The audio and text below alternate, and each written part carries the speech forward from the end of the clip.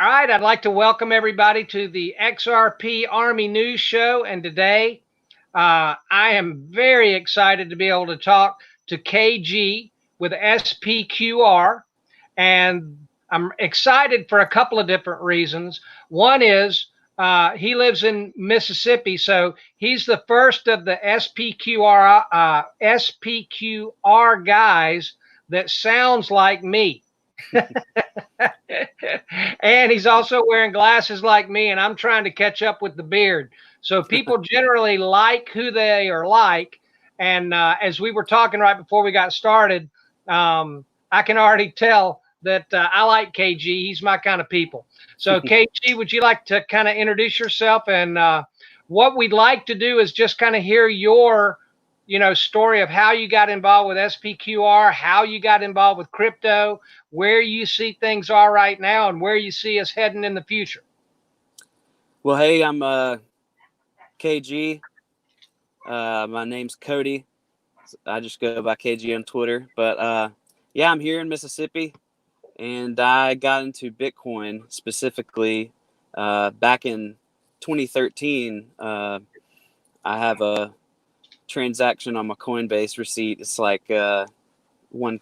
I bought one Bitcoin for like $240, and Wow. I think I sold it for a loss like 2 days later or something, and I didn't touch it till 2017. So yeah, I think everybody has that like regret where they heard about it like in 2011 or something. But yeah, so I got into Bitcoin investing. I was actually a Bitcoin maximalist in 2016, 2017. Was one of my favorite guys were Saifedean Ammous and Tone Vase and all these guys, Jimmy Song, just hardcore maxi. And I was basically a very like passionate investor, and I rode the 2017 bull run up the wave, and then I was one of those noobs who basically thought it was going to keep going forever, and I didn't know anything about markets or price action or anything. So I ended up not selling or having any stop losses in place or anything like that, and watched all my money leave. And then I witnessed alt season from the sidelines, and then basically I decided that I didn't want to miss the train, and so I realized that I had to be ahead to be able to catch what was coming. And so I did basically extensive research throughout the bear market, and on basically altcoin projects and stuff like, that actually had promise. And in late 2017, I stumbled across XRP, which I had hated for the past 2 years because I was indoctrinated as a Bitcoin maxi.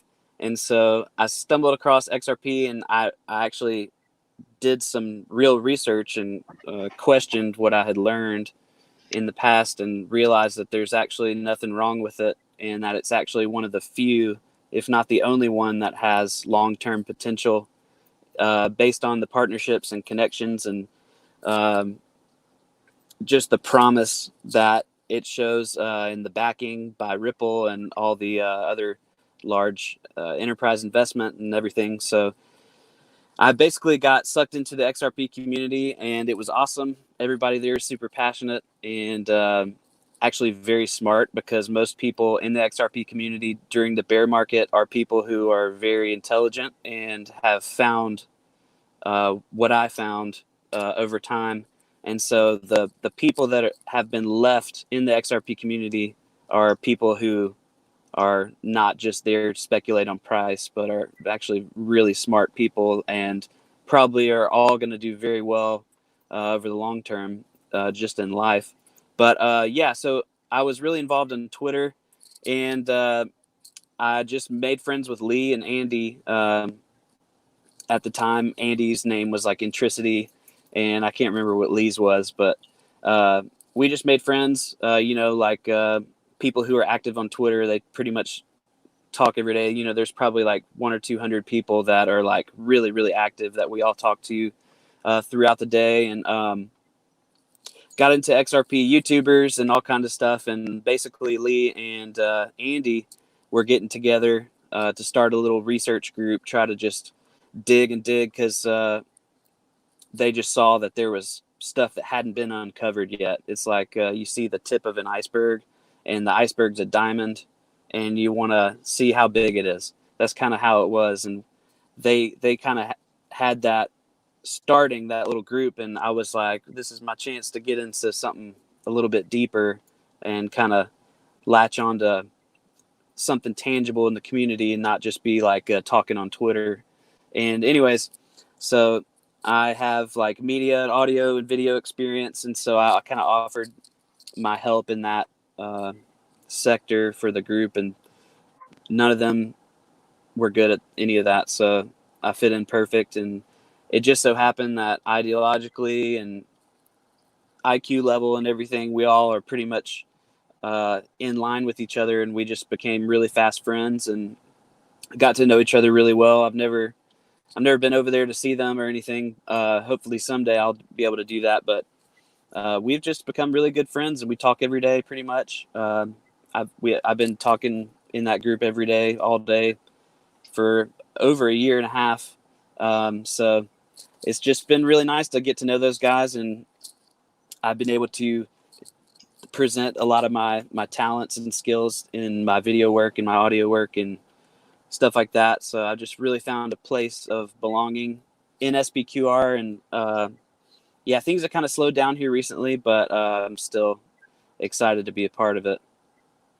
Well, do you feel like that that they will begin to create, or you guys will begin to create some more content for everyone, or do you think it's kind of come to a grinding halt?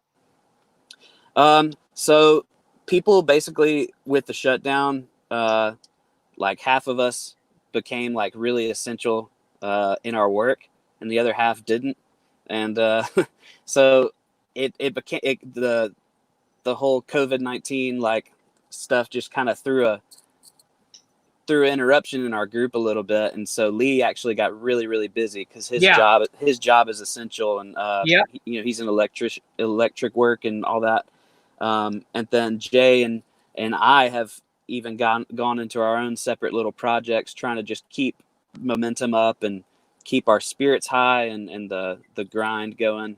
SPQR as a group may not have much as a collective group coming out in the near term, at least. We don't plan on getting rid of any of our stuff, so it's still going to be open just in case we want to come back. But we don't have any crazy long-term plans to expand. If anything, we will still be active. If anything, we'll probably have our own thing for right now. But I couldn't say if Lee's gonna hop on SPQR's channel and make a video today. He could do that. So yeah, that's just kind of where we are. I was very fortunate to be able to. We have interviewed Lee before, and I can. And I believe I'm going to be able to get together with Jay. I think it's either tomorrow or Wednesday. And I tell you, I can just give you feedback from my association, getting to talk with them and getting to know Lee a little better. Man, what great people. I mean, it's really one of the big benefits in this XRP community when we can make connections with each other and get to know each other a little bit more. I mean, just top notch. Lee is just a top notch human being, a very, very good hearted human being. And I'm not bragging on him with anything that I haven't said to him personally, but he's just, and I'm very, very much looking forward to talking with Jay too. So seems like that all of you guys are the same level type of people. So yeah, we got great people in the XRP community. So when you began to open, what was the number one thing that was keeping you from looking at XRP? And then KG, when you began to open your mind to take a look at it, was there any one aha moment where you said, you know what, I may have, prejudged this without having enough quality information to make a quality decision. I need to look into this further. Was there any like an aha moment when you began your XRP investigation? So the way that Bitcoin maximalists work is essentially you create, it's just human nature is you create this echo chamber, and they basically really they what's the word, violently denounce anything contrary to the narrative. And so really I just had developed this echo chamber of people in my Twitter feed essentially, and that just continued to reinforce the same old narrative from different angles. But I think when I looked into XRP, I was also hearing in like the mainstream media and other news sources, like this is when around the time that like climate change agenda got really, really big, and like almost everything was about climate change in the United Nations, and all the World Economic Forum, all that stuff was really pounding on green and energy, and the proof of work of Bitcoin and the amount of energy it took up never sat well with me. Like really the biggest thing that was attractive was the scarcity and the supply. And this was around the time that that Backed was like just now starting up, and we were going to have Bitcoin futures physically delivered. And, so there was a lot of talk about Bitcoin, but the proof of work type of stuff never really sat with me. And then there was another project called Hedera Hashgraph or HBARs. That was getting started early 2017 when I found out about it. And that was also like a non-proof of work consensus-based algorithm that, just that to me was like the future. And I saw that mining and all that stuff is not going to last very long. So I think there wasn't necessarily an aha moment. It was more